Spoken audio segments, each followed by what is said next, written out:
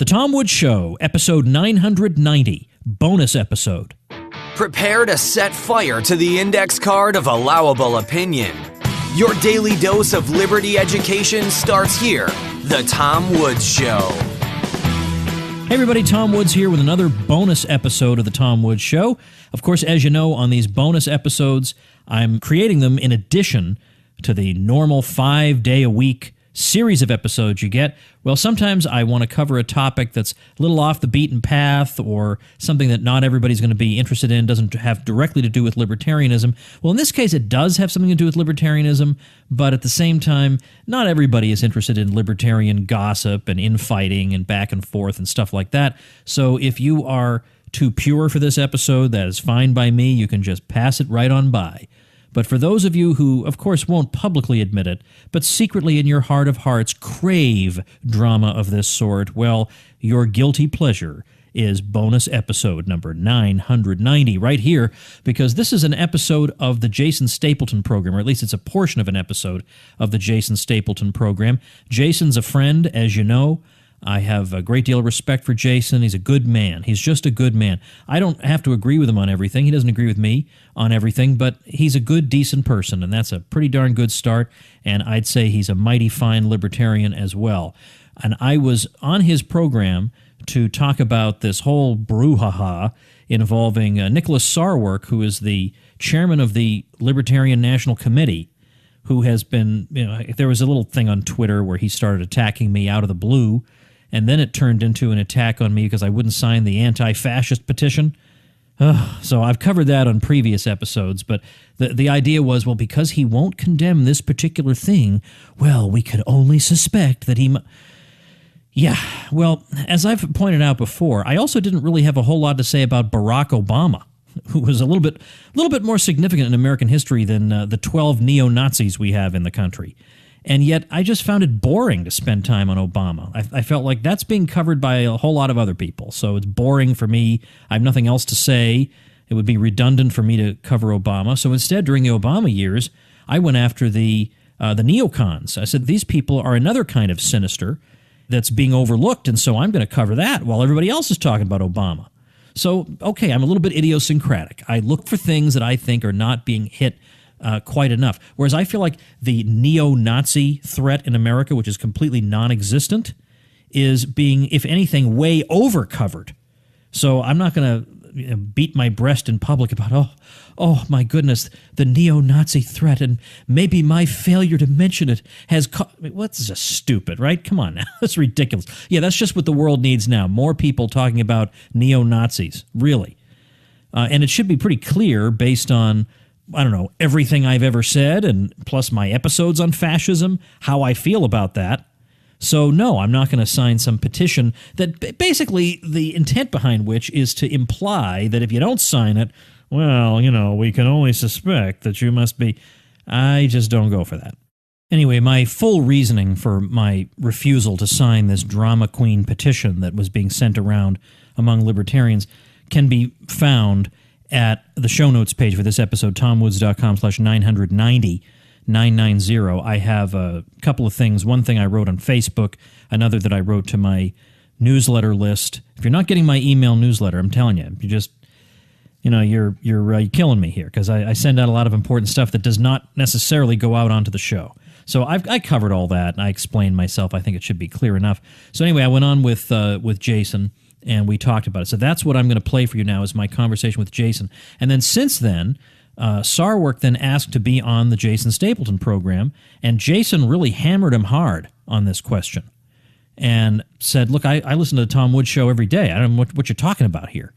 There's no sympathy for any of the things you're insinuating he has sympathy for. And again, the thing was, well, he condemns communism. Why doesn't he condemn... Well, again, the same thing could be said. He condemns the neocons. Why doesn't he condemn Obama? Of course I condemn Obama. What? Duh. I mean, that's so obvious. What's the point of saying it?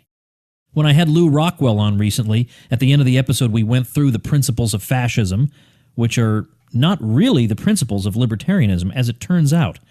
And just talked about why would there be anybody who would think, well, this is a logical outgrowth of classical liberalism. It's really not. turns out. It's really not, and I don't need to sign some melodramatic petition to make that clear. That should be clear. Critics of libertarianism who hate us have been calling us Nazis for years and years and years. I'm not going to respond to that. That's dumb. I mean, if you're at that intellectual level, there ain't no reaching you.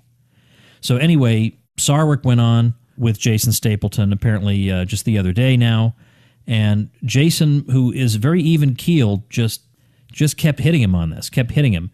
And I appreciate that he gave him a hard time, because to attack me out of the blue like that for ridiculous drama queen reasons, there's no real excuse for that. And then smearing me, repeatedly smearing me.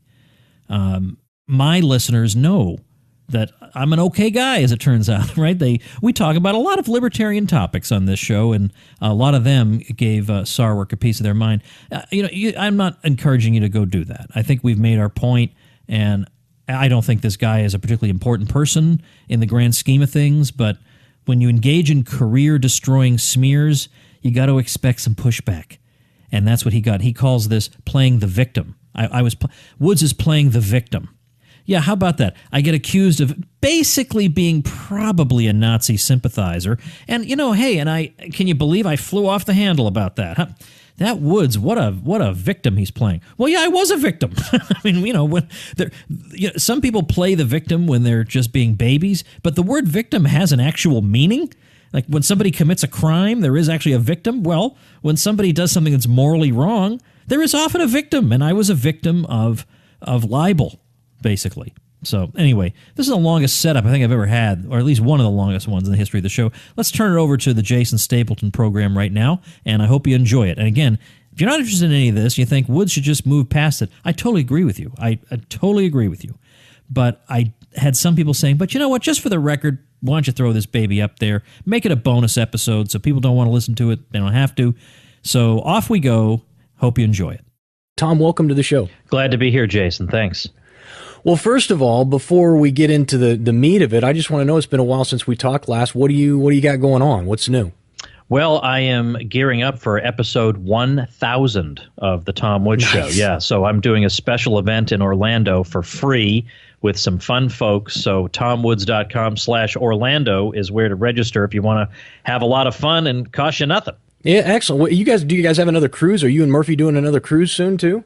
We are indeed. We have the Contra cruise coming up in the middle of October. Uh-huh. So, hey, it's not so bad being me. You're keeping busy, man. Yeah. And you do a ton of speaking engagements, which I think is really powerful, because there are so few people who can articulate the message of liberty.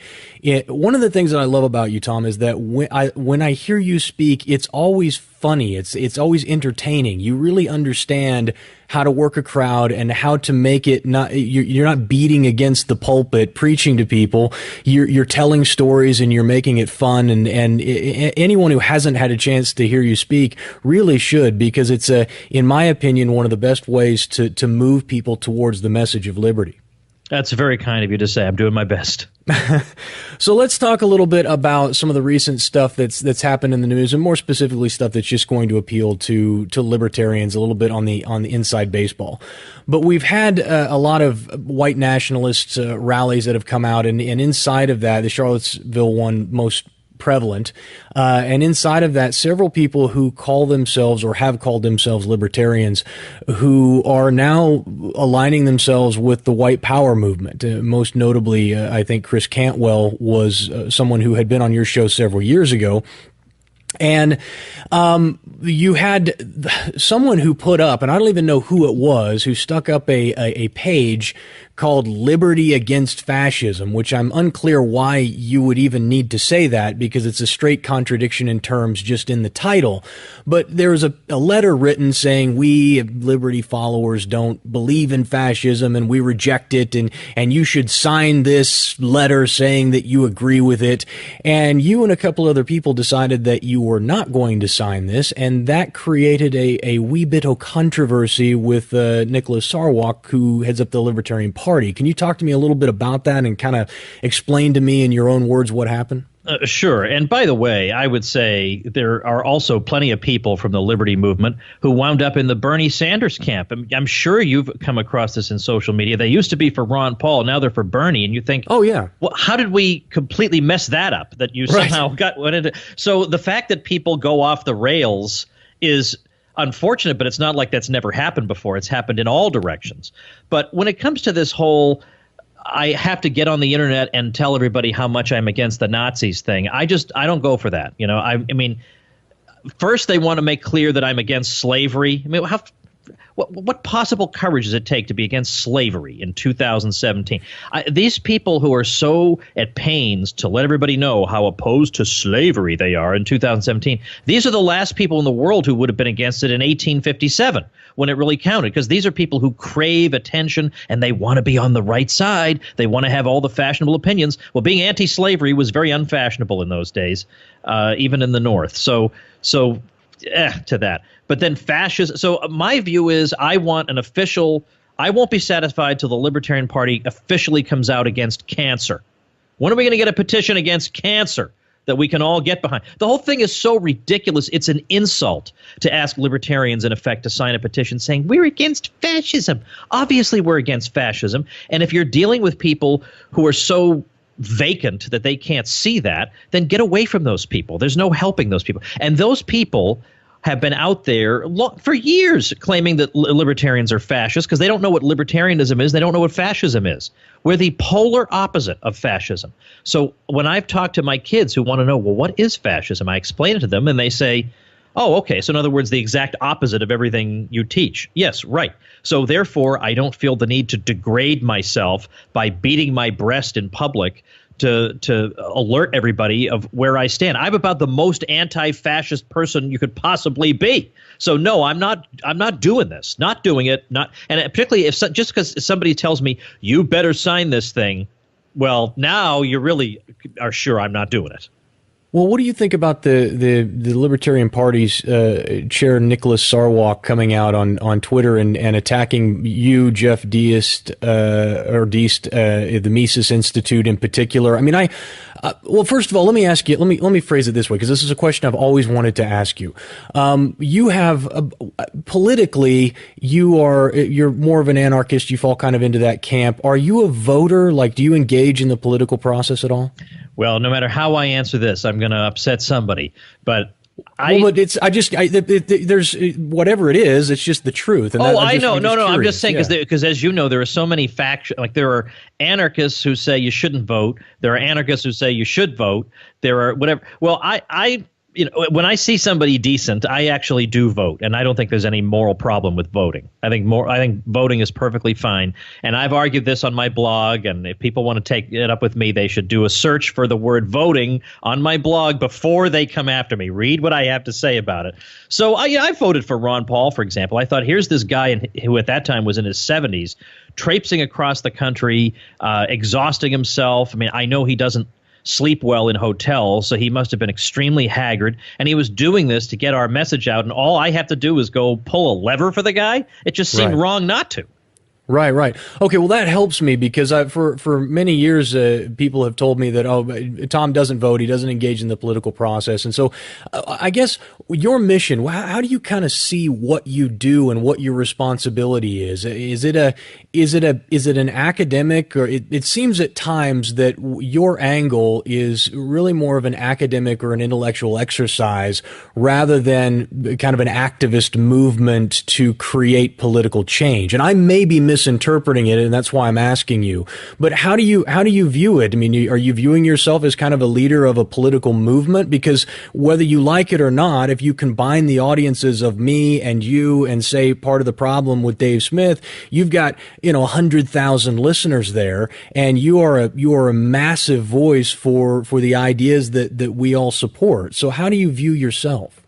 My view is I'm there to get people thinking in a libertarian way and give them the ammunition they're going to need to defend that position. Once they've got that knowledge, they can then take it and apply it to whatever they want. If they think that it's going to help them be more effective in a political campaign debating with people, that's fine with me. If they think writing books or starting a YouTube channel or making animated videos that promote our ideas is the best way for them to go, that's fine too. I'm giving them the raw data. I'm not saying now what you need to do is organize in your local precinct and do it. If people want to then do that, that's fine. I'm giving them the raw data. They can run with it the way they want.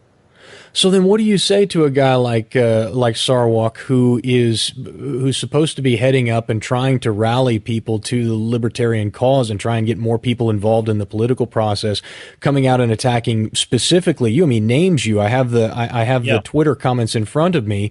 In case this is what he said. He said, in case you're wondering why people have a problem with Jeff Deaston, Thomas E. Woods, and Bob Murphy, they stay silent on this liberty against fascism. And he says, this is the time for choosing.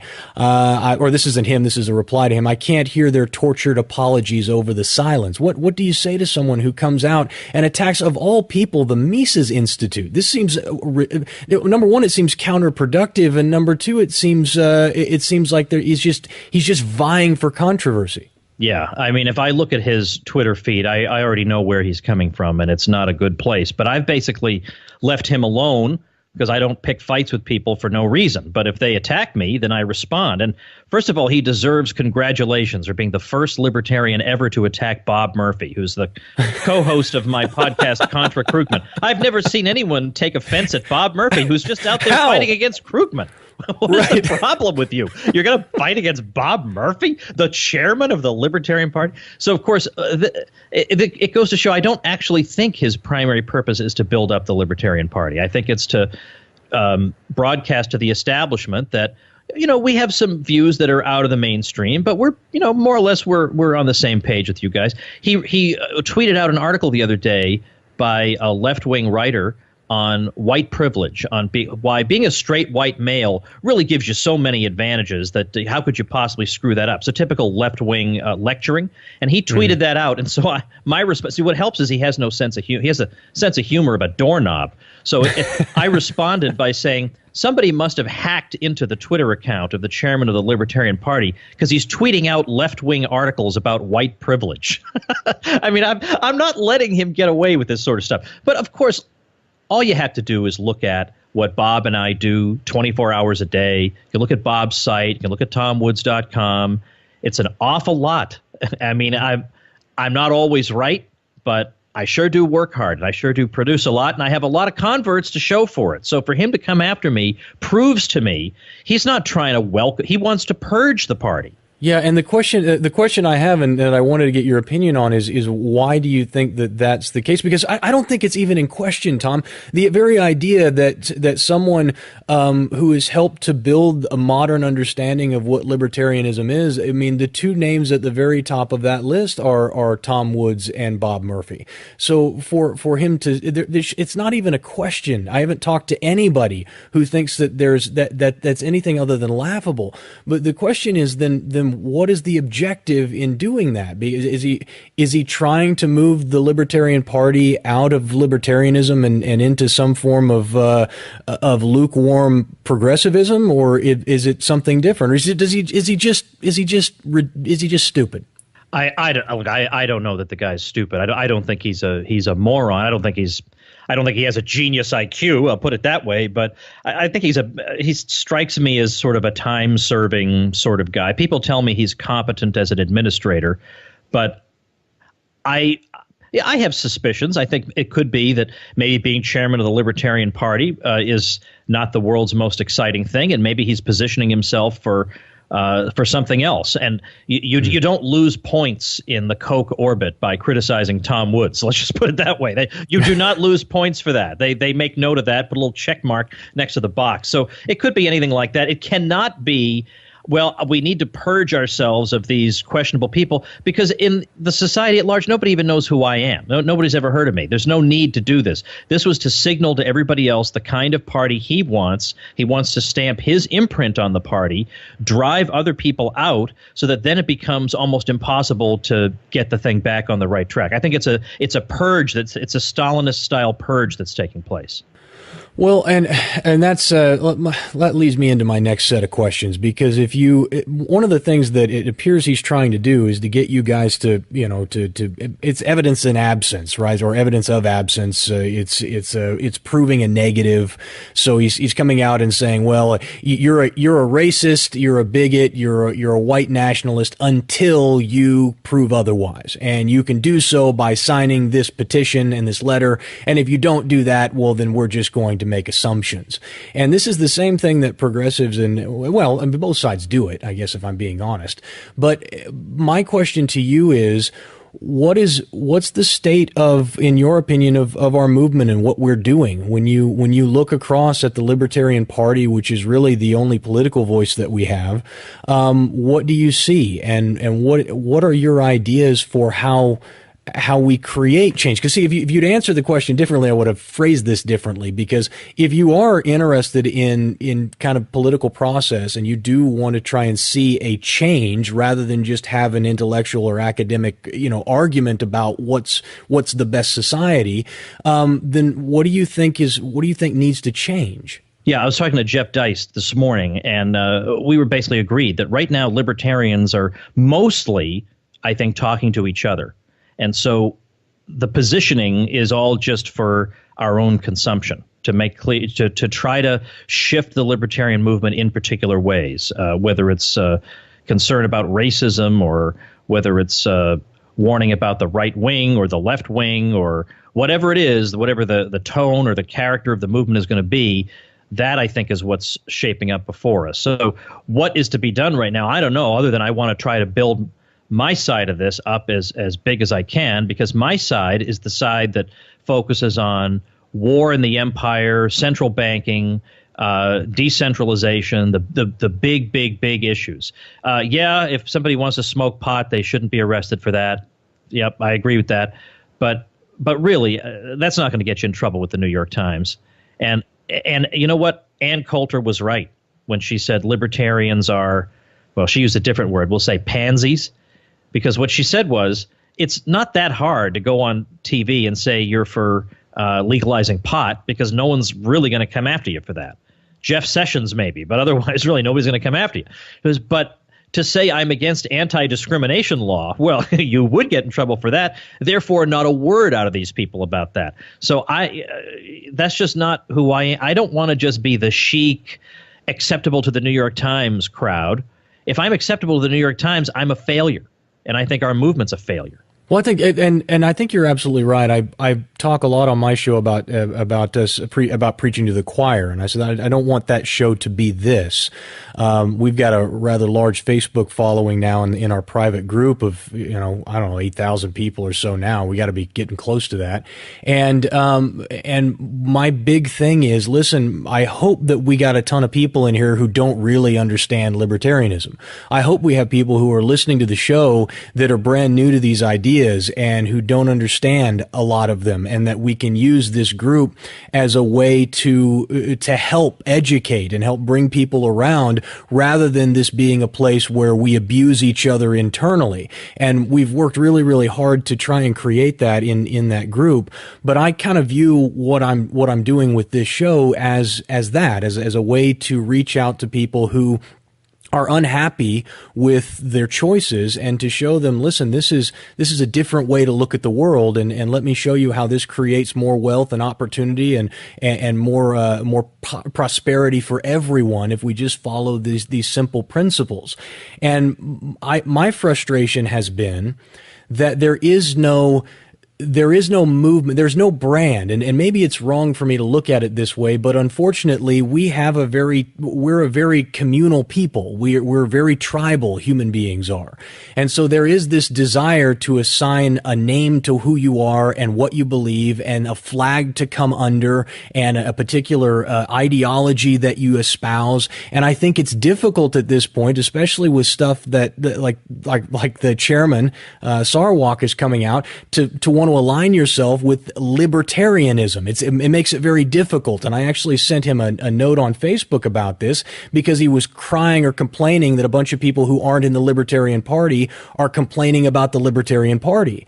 And I said, well, we want to join. I would love to be able to align myself with your ideology. The problem is every time I turn around, somebody in a position of leadership is saying something asinine that that makes me cringe. And in fact, what could be more asinine than saying, well, none of you are in the party, so why are you complaining? Hello? Right. Maybe that's why they're not in the party. I mean, how hard is that to get?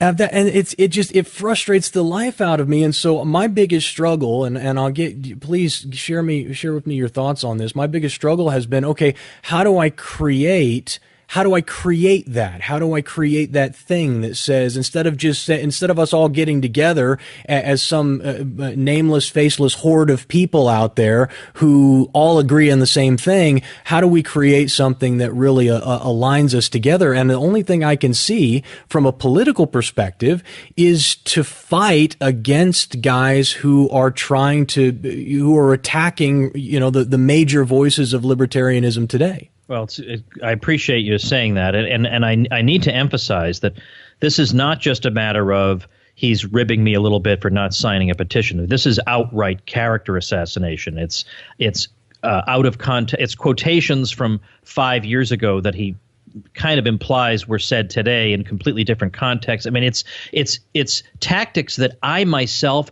would never use, even against my worst enemy. I would never do any of these things to anyone. Hang on. I want to clarify, because you're talking specifically about the Cantwell interview you did in 2014, correct? Right. Yeah. So for everybody who's listening, I listened to the episode. Tom did an interview with Chris Cantwell back in 2014. Tom did what he always does, which is to find common ground. And what they did was they pulled some quotes from that interview from 2014 and made it appear as though it was an interview that he had just given. Yeah, like last week. And so, right. Yeah, absolutely. It was absolutely despicable. Yeah, it was unbelievable. Because if I can just jump in, we were talking about libertarian infighting, very inside baseball stuff, but sometimes that's fun for me, and it's a guilty pleasure. And he had written a few pretty good articles. I mean, there's no denying they were pretty good articles. And so I said, because I really don't feel like launching civil wars against a million people. So I said, look, I'm glad you're doing this, because I don't want to have to do it, but I'm glad you're out there doing it, and I appreciate the work you're doing. Now, obviously, what I mean is I'm glad you wrote that article against this person, this person, and this person, because I sure don't want to have to. Well, then they just float that around to make it sound like I said it this year, to make it sound like I'm saying, well, I'm glad you're a racist anti-Semite, because I sure can't do that publicly. But that is evil. There is no getting around. That is just evil. There's no possible excuse for that. He knows what he's doing. He knows that's fake. I mean, he doesn't have an IQ of 53.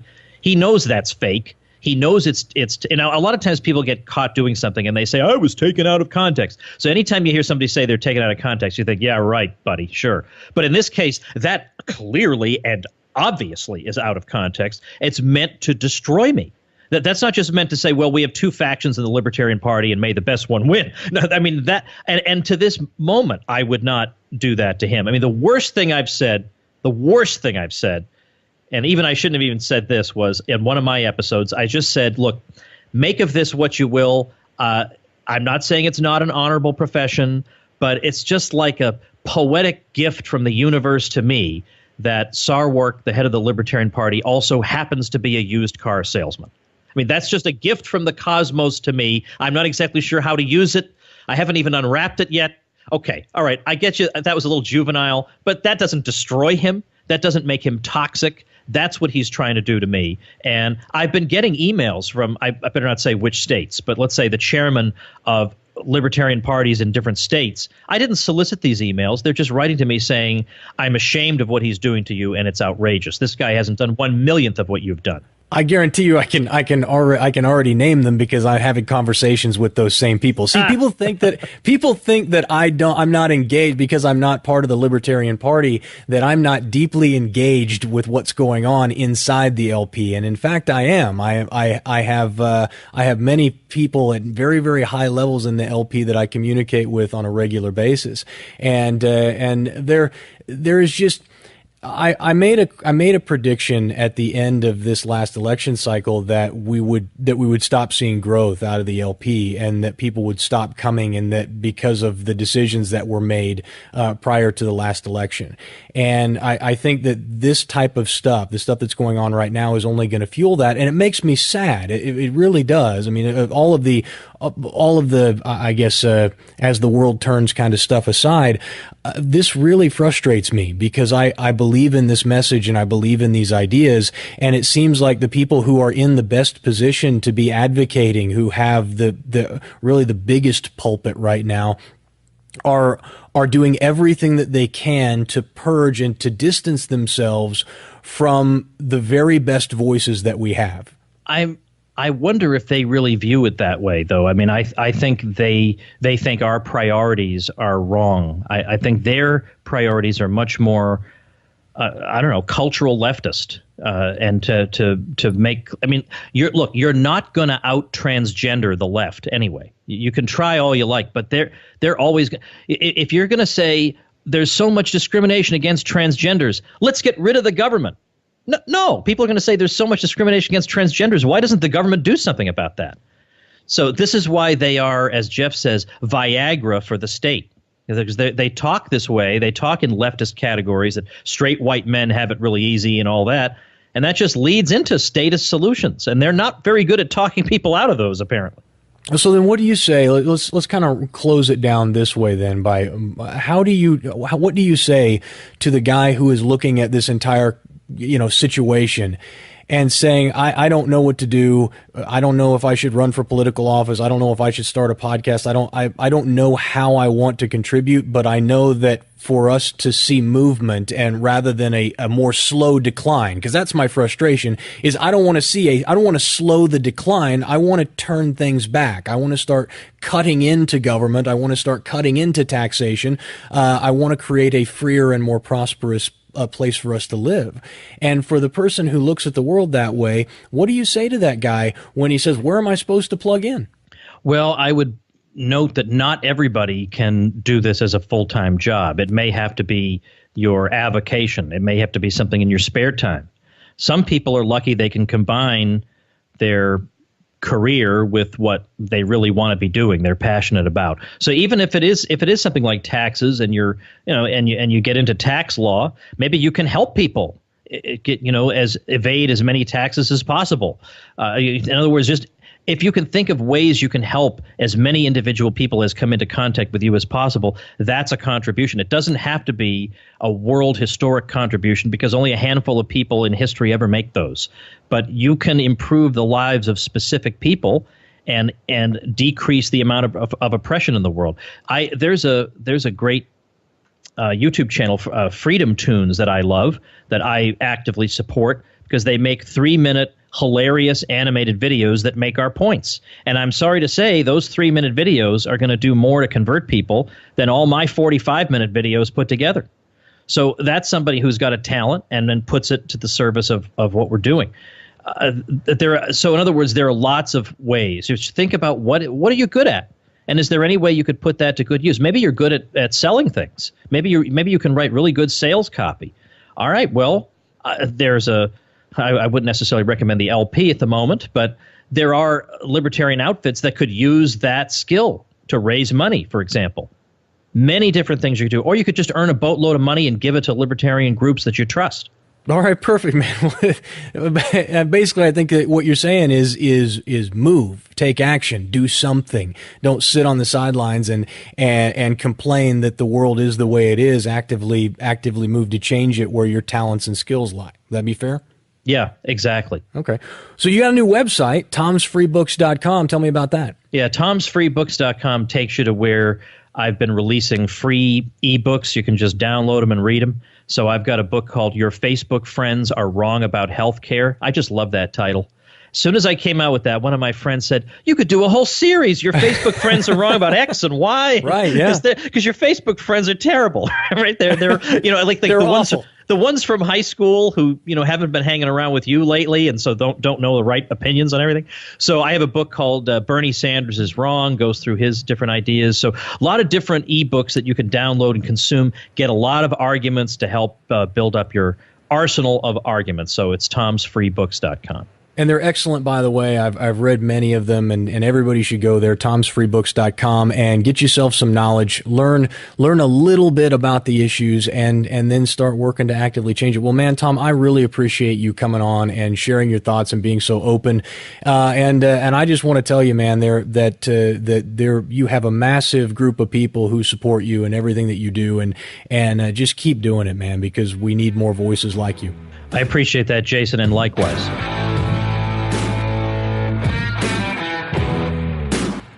All right, that was my appearance on the Jason Stapleton program. Check out Jason, who also does a Monday through Friday Libertarian podcast over at jasonstapleton.com. I'm also linking to that at tomwoods.com/990. I'll see you next week.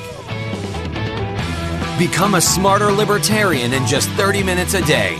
Visit tomwoods.com to subscribe to the show for free, and we'll see you next time.